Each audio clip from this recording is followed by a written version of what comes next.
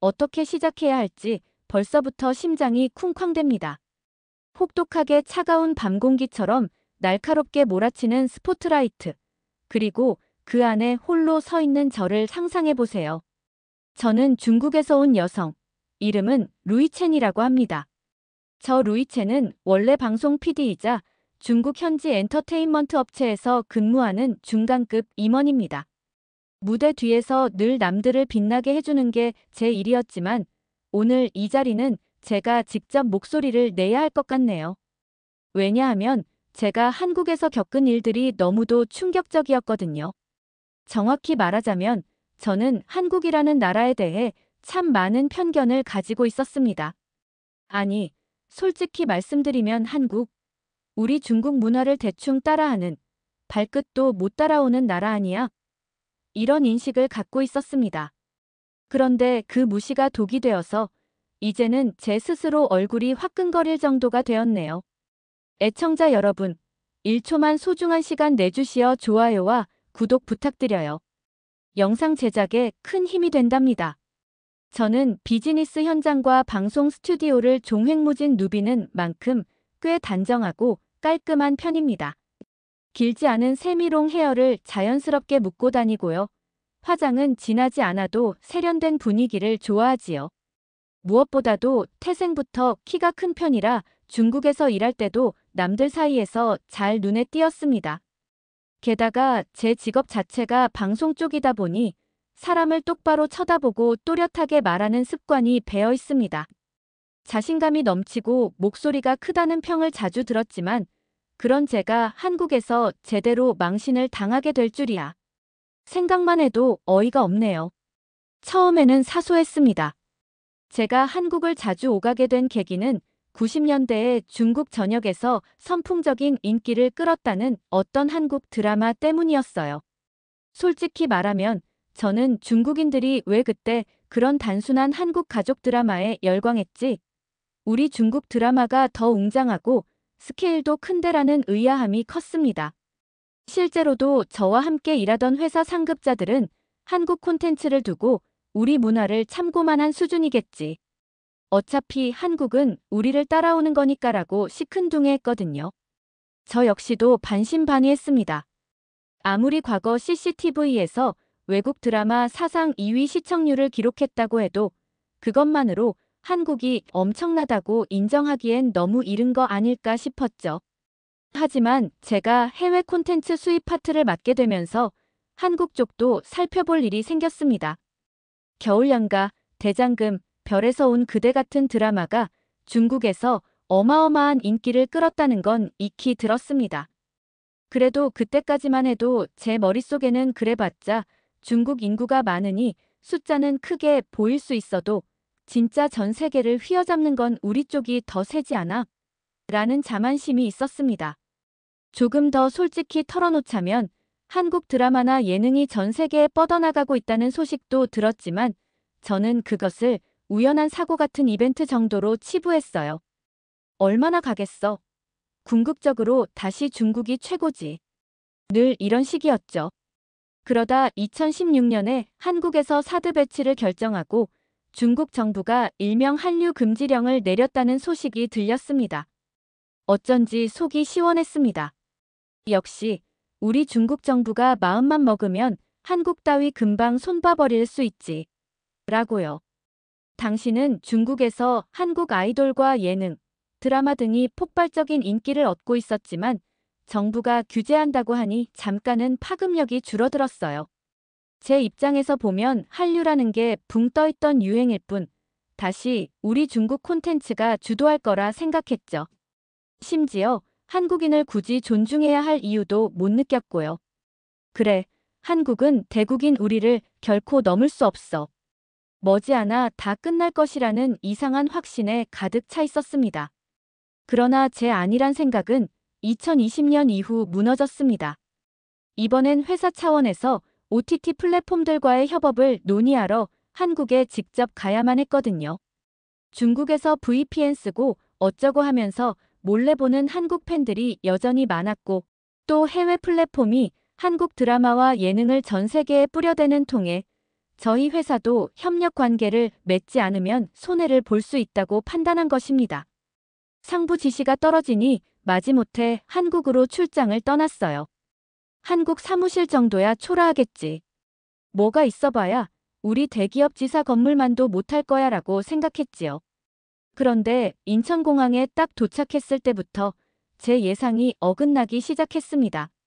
넓고 깔끔한 공항 내부, 빠른 입국 심사, 스마트하게 조직된 시스템, 무선 인터넷 와이파이도 속도가 엄청나더군요.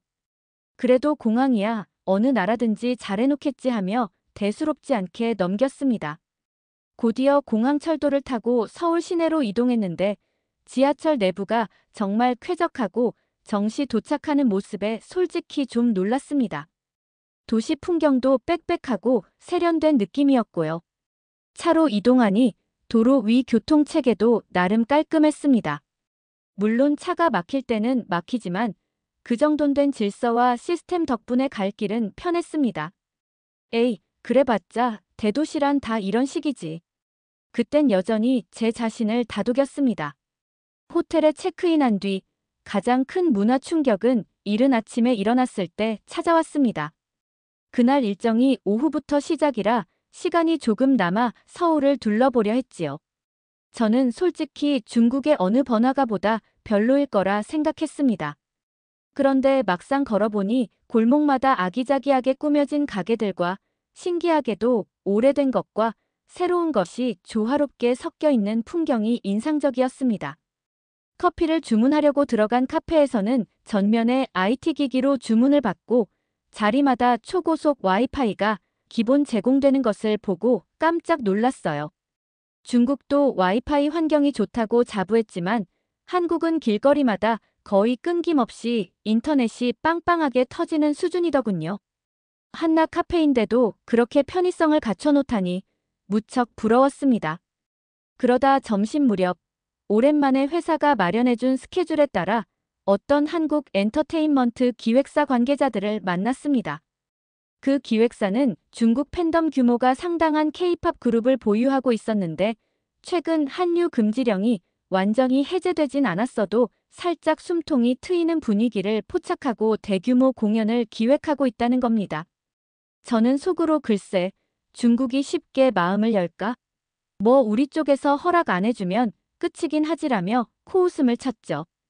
그런데 막상 미팅에 들어가 보니 그쪽 관계자들은 중국 시장에 목매다는 분위기가 전혀 아니었습니다. 중국이 좀 열어줘도 좋고 아니면 뭐 다른 글로벌 팬들을 더 만날 수도 있고요. 이미 전 세계에서 우리 음악에 많은 관심을 가지고 있으니 굳이 중국에서 막힌다고 하더라도 예전처럼 치명적이진 않아요.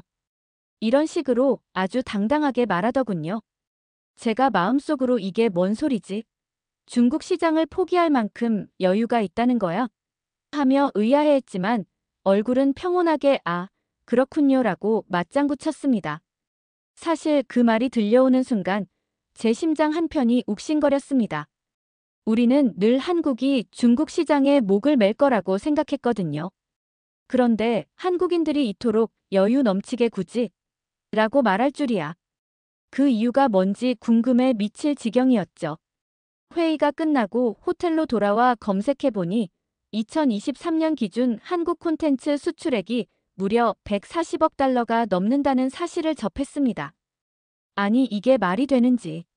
K-드라마, K-팝, 영화, 게임, 웹툰, 심지어 화장품이나 식품까지 여러 분야가 세계 시장에서 폭발적으로 성장하고 있다는 기사를 보고 내심 충격을 받았습니다. 중국 없이도 벌써 이렇게 컸단 말이야? 라는 생각이 들자 왠지 모르게 손이 떨릴 정도로 당황스러웠습니다. 그리고 결정적으로 저를 세게 후려친 사건은 한국 측 지인이 마련해준 K-팝 공연 초대장이었습니다.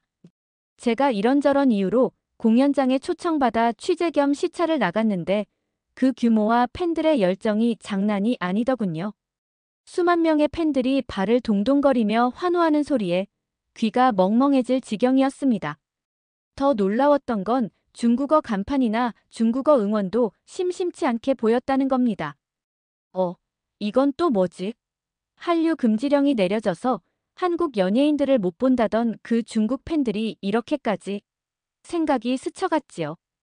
공연 끝나고 우연히 만난 한 팬에게 물어보니 VPN으로 예능을 챙겨보고 음원은 우회 다운로드를 해서라도 듣고 굿즈도 직구를 통해 구해온다더군요. 중국 내에서 공식 허가가 안 나도 꿋꿋이 즐기는 열정이 제 상식을 뒤엎었습니다. 이렇게까지 해서 한국 문화를 즐겨야 하나 싶어 저는 말이 안 나왔습니다. 그리고 또 하나, 저를 충격에 빠뜨린 건 한국의 바이오 기술이었습니다. 제가 원래 의료 건강 관련 광고 제작도 담당하고 있었기에 우연히 어떤 한국 중소기업의 신소재 이야기를 접하게 되었습니다.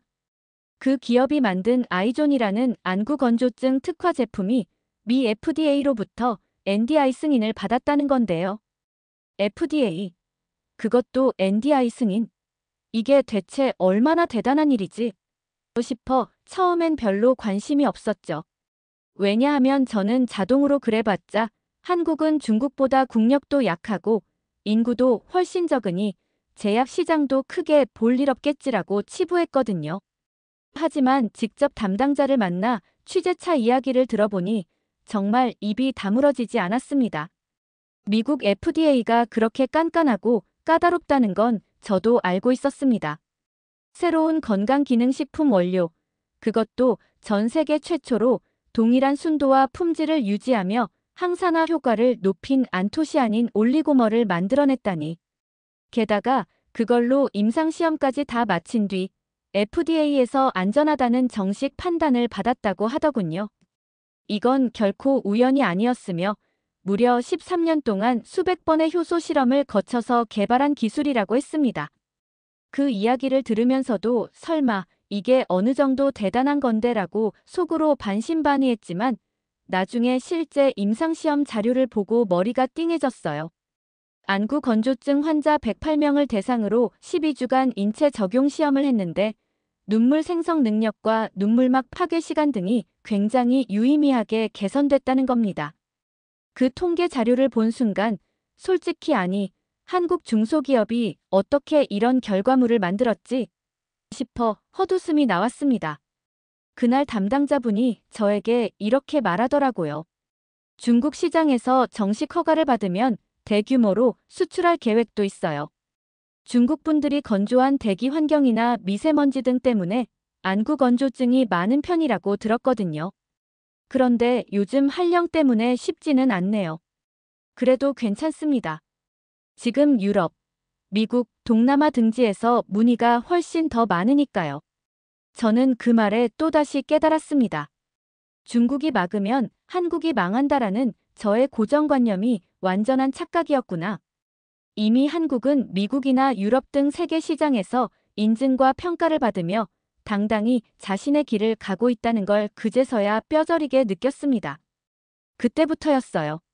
한국이라는 나라, 그리고 그 국민들이 가진 저력에 대해 다시 보게 된 순간이었죠. 그러다 제가 본격적으로 망신을 당한 사건은 어느 기획사에서 주최한 제작 발표회 자리였습니다. 중국 시장을 잠깐 염두에 두고 있었던 그들은 저를 포함해 여러 중국 인사들을 초대해 드라마 제작 발표를 진행했는데 거기서 한국 드라마의 역사와 흐름을 정리해 보여주는 영상을 틀었습니다. 그중 1992년에 한국 안방극장을 사로잡았던 가족 드라마가 중국에서 1997년에 방영되어 누적 시청자 수 1억 5천만 명을 돌파했다는 장면이 나오자 저는 자리에 앉아있던 제 중국 동료들을 향해 퉁명스럽게 뭘 저런 게 대단하다고라고 속닥였죠. 그런데 저희보다 먼저 이번 프로젝트에 참여하기로 한 다른 중국 측 담당자가 저를 보며 쓴웃음을 지었습니다.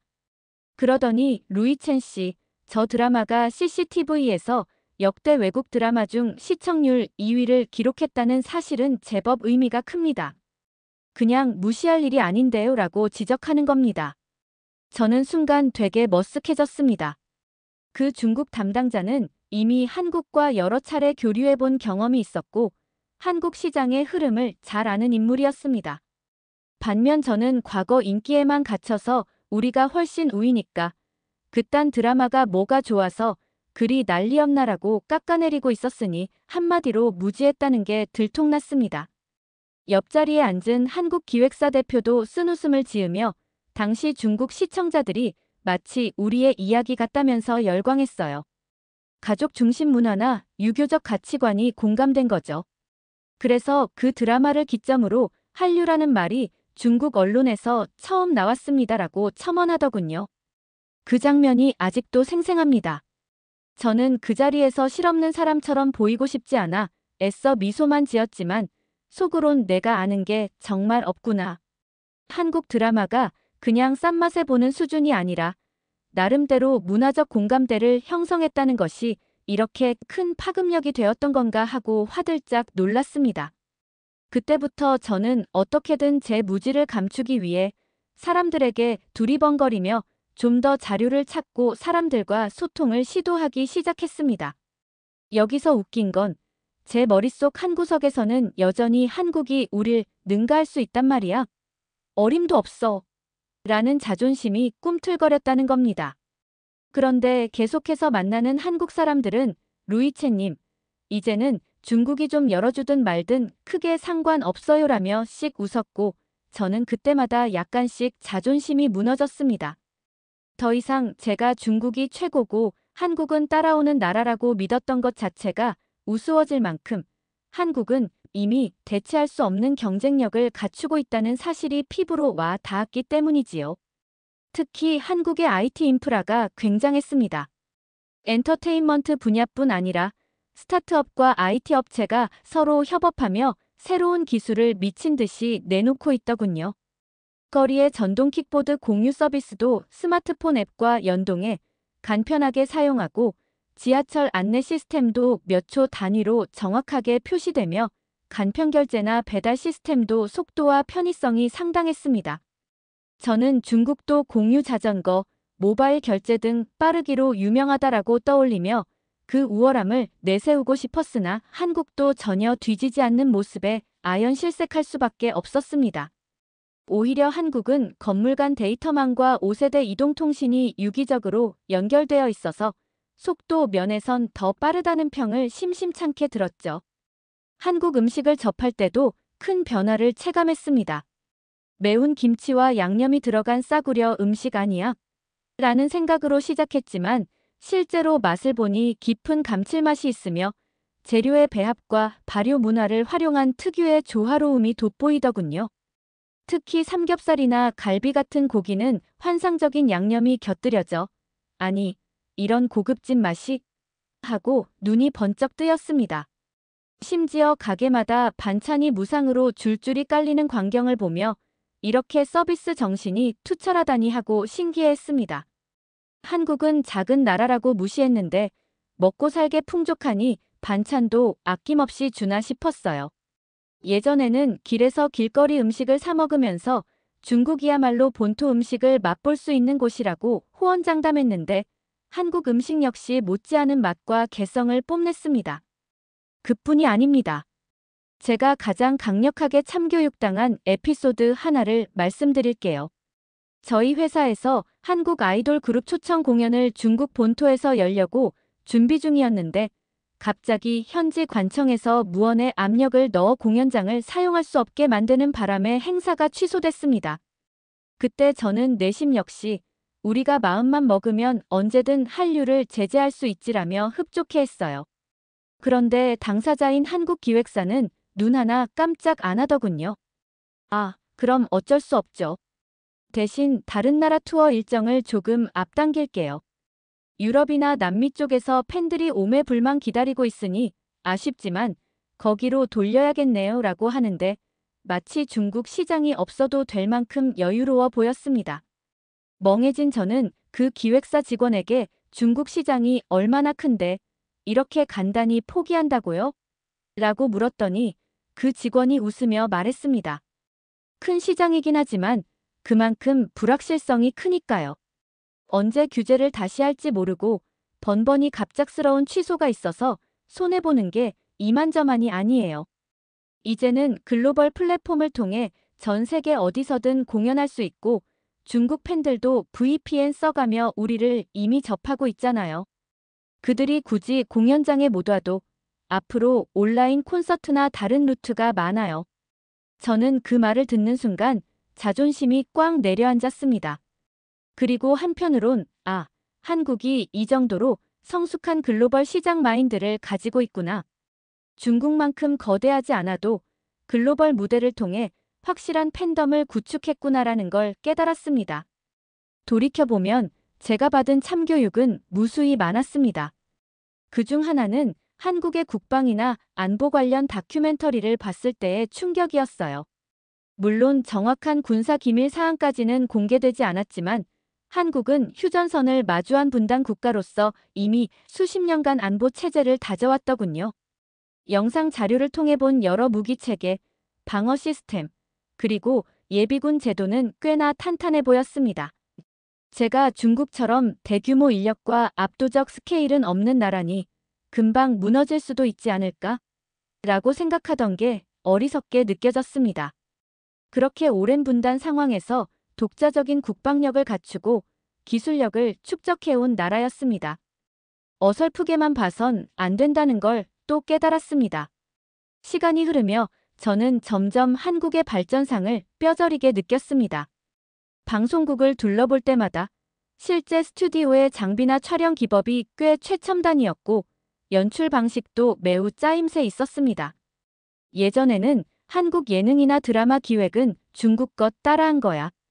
혹은 일본 거 그대로 카피한 거야 라고 하며 냉소적으로 봤지만 막상 와서 보니 오히려 한국 예능 프로그램 포맷이 세계 여러 나라로 수출되기도 하고 K-드라마가 전 세계 팬덤을 형성하는 주역으로 자리 잡고 있었습니다. 그런 사실을 알게 되니 제가 과거에 얼마나 무지했고 거만했는지 서서히 깨달을 수밖에 없었죠. 저는 한국에서의 마지막 며칠을 보내며 이제야 마음을 열고 제대로 주변을 둘러보았습니다. 그리고 곳곳에서 마주치는 한국인들에게 솔직히 물어봤어요. 중국 정부가 한류 금지령 같은 걸 다시 강화하면 한국은 어떤 대책을 갖고 있나요? 중국이 필요하지 않나요? 그때마다 한국인들은 저에게 무덤덤하게 대답했습니다. 물론 중국 시장이 크긴 해요. 하지만 이제 한국 콘텐츠와 제품은 전 세계인이 찾고 있어요. 팬들은 이미 거대한 온라인 세계에서 만나고 소통하잖아요. 그리고 무엇보다도 문화적 교류는 막을 수 없어요. 누가 막아도 해외 플랫폼이나 유튜브 같은 곳에서 다 공유가 되니까요. 우습게도 불과 몇 달 전만 해도 한국은 중국을 따라하는 나라, 발끝만 쫓는 나라라고 코웃음 치던 제가 지금은 가장 적극적으로 한국 기업과 협력을 추진하고 있습니다. 한류 콘텐츠 수입도 마찬가지고 신소재 제품 수입도 그렇고 심지어 K푸드 프랜차이즈 진출까지 이미 두루두루 손을 내밀고 있지요. 물론 아직도 중국 내에서 강경한 목소리를 내는 사람들은 있습니다.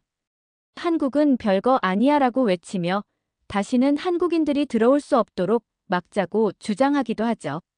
그러나 저는 그 말이 얼마나 무의미한 고집인지 몸소 체험했습니다.